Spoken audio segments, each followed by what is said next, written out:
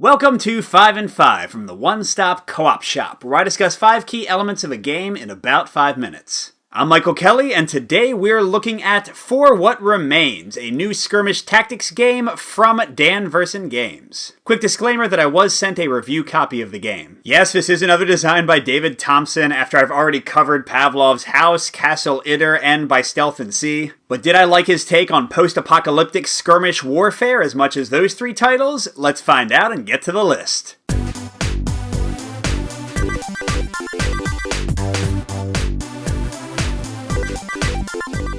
Starting out with a pro at number 5, I really like the variety that the game has in the different factions you control. What I really like here is not only how different each faction feels and how they each have their own kind of focus and quirk, but also how nicely they combo together and how the units are clearly designed with each other in mind and to work in synergy to achieve the objectives of a scenario. To give an example, the free men that I played in my playthrough have these leaders that give them unmatched control of their initiative and token manipulation, but they also have snipers for long-range combat, rocket launchers for indirect attack, scouts to seize objectives, and medics to keep everybody healthy. But if you compare that to the Earthen in the third set, they have much higher defense, they prefer close combat over range combat, they can shut down whole swaths of people, they can heal at range, so they really do feel very different, even though the mechanics are pretty streamlined, as we'll get to in a moment. But some of those points lead right into my number 4, which is a con and might be a bigger one for some of you, and that's the price of the game compared to the content you get. I do believe there's a lot of fun and variety in owning even one of the sets with just 2 factions to face off against each other. I've played Freeman versus Coalition like 7 times and haven't gotten bored. But that being said, it is $60 MSRP for 2 factions, $180 MSRP if you want all 6. And if you look at the stuff in the box, the actual cardboard you're getting, I think a lot of gamers are going to feel like it's not fully worth the value. But I'm back to a pro with number 3, one of my favorite mechanics in the game, and that's the initiative system for unit activation. At the beginning of each round, each of the 2 players, or the player and the AI if you're playing solo, will take some of their unit tokens and put them in a communal bag,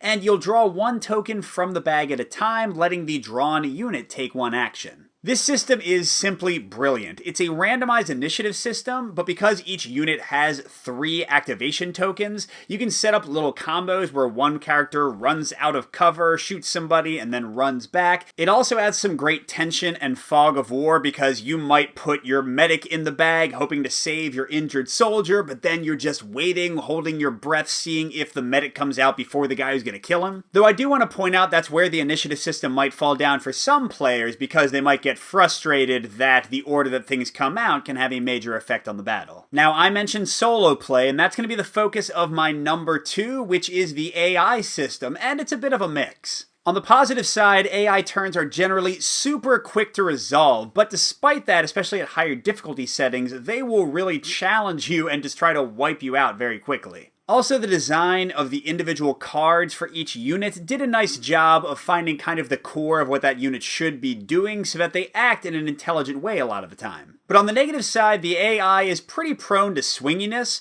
because they have a completely randomized set of who they'll activate each round. They could activate their biggest, toughest characters, or they could leave those people on the sidelines and activate their weakest people. And if you get one of those swings in either direction for most of a battle, you'll find your fortunes really vary based on that. The other thing that'll bother some gamers about the AI is that it does require a bit of bookkeeping. Once one of the 4 to 6 AI units has a target, you have to write down what that target is. Now, it won't change very often, so it's not like you're writing something every round, but you do have to track a few things. But my number 1, a big pro that really elevates this game for me is how clean and straightforward and accessible and quick the gameplay is. For What Remains really avoids a lot of my biggest issues with skirmish games. Setup is a breeze, takes almost no time at all. Games are lightning quick, like sometimes 30 or 40 minutes. And basically every core rule, movement, line of sight, attacking, defense, healing,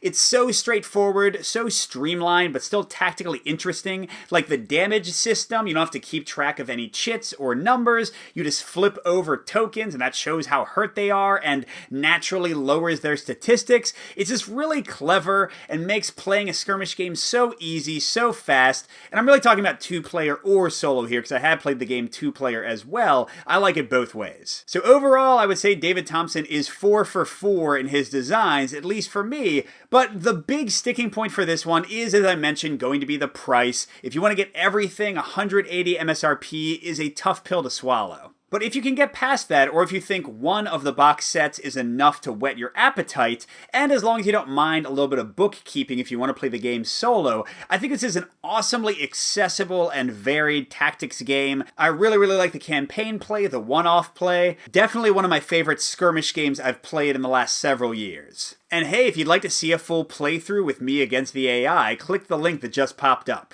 Good gaming, and I'll see you at the next stop.